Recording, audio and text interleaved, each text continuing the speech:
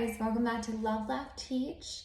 If you are new to the channel, please check out my other pre-primer sight word videos where I offer a bunch of different tips and tricks to help you teach your kiddo these different sight words from the pre-primer Dolch list. And if you haven't done so, please subscribe to the channel as it really does help to grow the channel.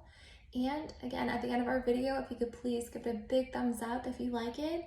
And also in the comment box, if there is a particular tip that you saw in the video that you used with your child that you thought was really fun and effective, let me know down in the comment box. Let me know which tip was your favorite to use and which one was the most fun for you and your child to use.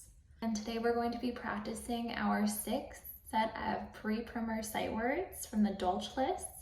Now, the first word that we're going to practice today is the word the. Now, with the word the, that is one that you cannot phonetically sound out. So what I do like to show my students though is although that E makes no sound, when T and H get together, those two letters actually make a new sound. They say th. And I'll use my thumb because at the beginning of the word thumb, we hear that th sound. So it's just a silly way to remember that TH in fact says th. So I will use that for the sight word as well. So it's kind of like killing two birds with one stone, where you're teaching the students the digraph the and also helping them to remember the word that as well. And for the word my, you could do a few things with the word my. If you have a kiddo that is phonetically ready, they are blending beautifully, they're understanding vowel combinations and understanding different phonetic rules, then I would definitely use this opportunity to show them how when a word ends with Y and there's no vowel, I always tell my students that he's so sad because he says, oh, it's just I, and that's why he makes that I sound at the end in the word my. So you can teach them how if a word ends with a Y without a vowel, it's gonna make that I sound and they can sound it out. I, my. Or if you have a student that maybe is not developmentally there yet for the word my to be able to remember that rule and apply it, I tell my students that it kind of looks like the word me. And I'll even show them, it's a 2-letter word. They say, it's not me, it's my. And we'll do that a few times. We'll say M-E, me. Oh, not me, but my. For the word little, I want to start my students off, even if they're not developmentally ready, I want them to begin that chunking process of being able to find little words or little parts in a larger word, because down the line, that's going to help them be able to sound out larger words by finding those smaller little parts and those smaller words to blend it all together. So for the word little, I will underline the word it. And from our previous set, we've gone over the word it. So my students will know that word before going over the word little. And I will say, guys, I see the word lit right there. So I'll tell them it is little. The word it is a little word. And that's how we remember the word little. And we'll even put our fingers like this and we'll say little and say it in a really little voice. The word big. Now with the word big, this is another opportunity for you to begin showing your students maybe word families. So you could go over that ig word family.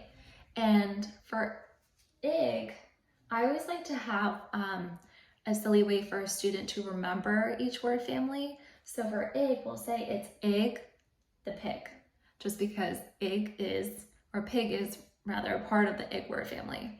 So I will draw a little pig on the I, and I will say that egg is big. And of course, if you have a student that is phonetically ready, and they're developmentally ready to sound out that word, they can absolutely sound out that word. But if they're not developmentally there, I will just show them that egg is big for them to remember it, but also to kind of set them up for when they are developmentally ready to blend. And with our last word for, Now that's another one that you can't really phonetically sound out. You kind of just have to know that OR says or. So this is another really fun way to teach your students not only a new word, but to introduce that OR letter combination. So I will tell my students this little sentence. I will say, do you want pancakes for breakfast or for dinner? And we'll do that a few times where we'll point to or and then point to the whole word for, or for. And we can even do this. We'll say or for. And another silly way that I've also taught my students for and have them remember it was to have them put their hands out like this, like they're gonna give something to someone, and they'll say, for you. And then I use that prompt to help them remember, oh, the word for. And again, that little prompt is more so for my students that are not quite developmentally there to phonetically sound out those words and put those parts together. And it's just also another fun way for students, even who are developmentally able to sound those words out, to get that word and be able to read it fluently and read it quickly. And that's gonna wrap up our 6th set of pre-primer sight words. I hope that these tips and tricks make teaching your kiddo how to read a lot of fun, and I hope that they are also very effective as well. See you next time. Bye.